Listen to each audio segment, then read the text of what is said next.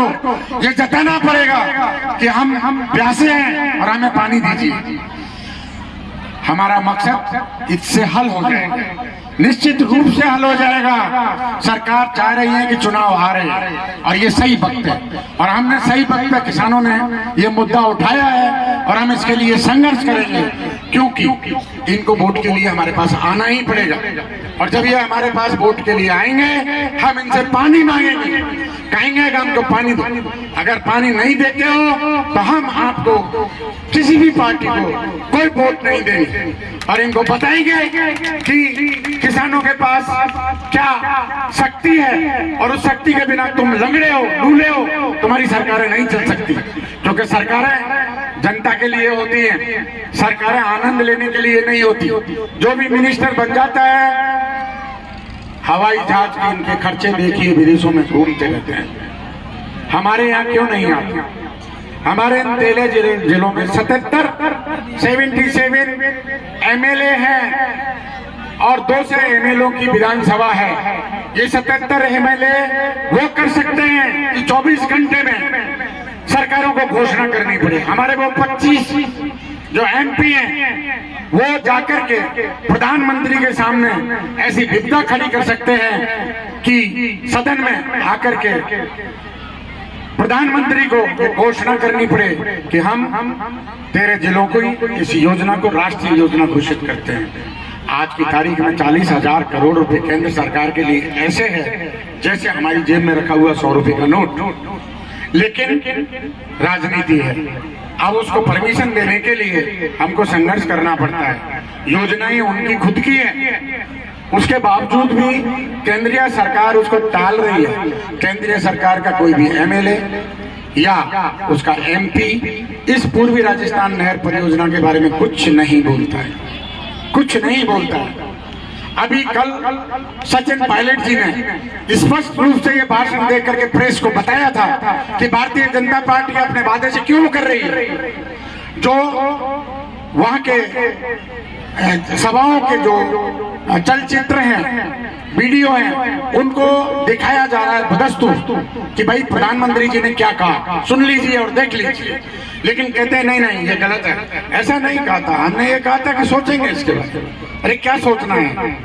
आज हमारी ये स्थिति है कि आज हम किसान भाई उठ खड़े नहीं हुए, इस योजना को हमने पारित नहीं कराया, तो ये निश्चित है कि 5-6 साल के बाद में हम लोगों को अपने गांव और ये क्षेत्र छोड़ना पड़ेगा और पानी की तलाश में कहीं दूर जाना पड़ेगा, और उसके बाद में ये क्षेत्र सारा रेगिस्तान हो जाएगा।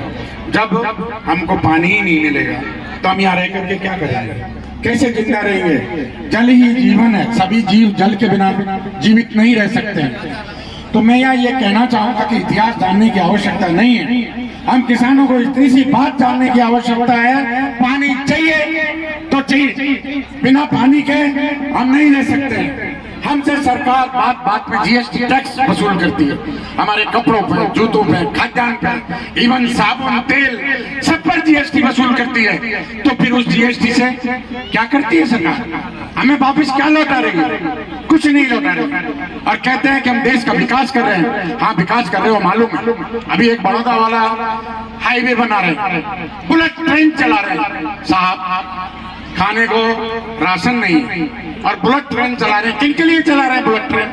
किन के लिए बड़ौदा एक्सप्रेस हाईवे तैयार कर दिया, कितना पैसा खर्च कर दिया, उसके आधे पैसे से ही हमारे 13 जिलों में नहर आ सकती है। अभी उन रास्तों की, उन बातों की जरूरत नहीं है। जरूरत जब हमको रोटी पानी नहीं मिल रहा तो फिर हम लोगों के लिए सरकार क्या कर रही है? तो मेरा यहाँ इतना कहना है कि माता बहनों का भी टाइम हो रहा है, उनके भैंस का दूध काटना है उनको। तो मैं यहाँ ये कहना चाहूंगा कि आप इतनी सी बात सुने कि इस मुहिम में आप सिर्फ साझा हो जाओ। करना क्या है आपको? जहाँ कहीं भी इससे संबंधित पूर्वी राजस्थान नहर परियोजना या ERCP से संबंधित जो किसानों की पंचायत हो, उस पंचायत में जाकर के आप अपनी उपस्थिति ज्यादा से ज्यादा दर्ज कराएं। हमारी अभी हम लोग जो यहाँ बैठे हुए हैं, जो भीड़ है, इस भीड़ की रिपोर्टिंग दोनों सरकारों के पास जा रही है। CID के लोग यहाँ मौजूद हैं, प्रेस वाले यहाँ मौजूद हैं, मीडिया वाले यहाँ मौजूद हैं, वो सब सरकारों के कान में ये बात पहुंचाते हैं कि फला जगह पानी पर भीड़ हुई है, पंचायत हुई है और वहाँ इतने लोग थे। जब उनको पता चलेगा कि वहाँ लाखों की संख्या में लोग थे, रात को नींद नहीं आएगी सरकार के नुमाइंदों को। वो सोचेंगे कि किसान अगर हमारे खिलाफ हो गया तो हमको वोट कौन देगा, हमारी सरकार नहीं आएगी। इतनी सी बात समझने की है, इसमें कोई विशेष बात नहीं है। कोई भी आंदोलन हमारा उग्र नहीं होगा, क्योंकि उग्रता से हमें कोई मतलब नहीं है। मैं देसी भाषा में समझाऊं आपको, सरकारें भैंस की तरह पांव सी खड़ी है, दूध निकालने वाला होना चाहिए, आपकी बाल्टी में दूध आ जाएगा। पूर्वी राजस्थान नहर परियोजना का पानी निश्चित रूप से मैं दावा करता हूं कि आपकी पंचायतें जब लाखों की संख्या में होने लग जाएंगी तो महीने, 2 महीने, हद से हद 3 महीने सरकार स्वीकार कर सकती है, और नहीं तो इस योजना को आपको केंद्रीय सरकार हस्ताक्षर करके आपके पास भेज देगी और काम चालू हो जाएगा। ये बात आपकी समझने में आनी चाहिए, और यही मैं आप लोगों से कहना चाहता हूँ। मेरे किसान भाइयों, समझो, इस बात को समझो। फ्री में हम लोग हर बात बोल देते हैं, सरकार से क्या मांगते हैं हम, सरकार क्या देती है हमको? 2 रुपए किलो का कितना गेहूं देगा, कितने गेहूं देगी, कितने लोगों के घर भरेंगे? हमें पानी दे दो, हम 3-3 नहीं 4-4 फसलें अपने खेतों में करेंगे, हम इतने आबाद हो जाएंगे। और विशेष रूप से इस पानी से खेती की तो समस्या दूर होगी, किसान आर्थिक रूप से संपन्न होगा। लेकिन इसके अलावा यहाँ कल कारखाने, फैक्ट्रियां खुल जाएंगे, यहाँ पर कई ऐसे उद्योग धंधे खुलेंगे जिसमें हमारे भाई बच्चे जो बेरोजगार हैं, जिनकी सरकारी नौकरी नहीं लगी है, वो दूर दराज जाकर के अपना पेट भरने के लिए नौकरियां करते हैं। वो नौकरियां यहीं उपस्थित हो जाएंगे, दूसरे लोग यहाँ आएंगे भर्ती होने के लिए, हमें कहीं नहीं जाना पड़ेगा, हमारे बच्चों को कहीं नहीं जाना पड़ेगा। इससे हमें इतने फायदे हैं कि हमारा क्षेत्र हरियाणा, पंजाब, गंगानगर, सूरत का और बीकानेर बन जाएगा। हमारी खेतों में फसलें लहरा रही होंगी। अभी आपको मालूम है कि बाजरे की फसलें कितनी अच्छी है, इस बरसात की वजह से अच्छी है, लेकिन बाढ़ नहीं आई, ज्यादा पानी नहीं बरसा, गेहूं और सरसों की खेती का क्या हाल होगा, न के बराबर होगा।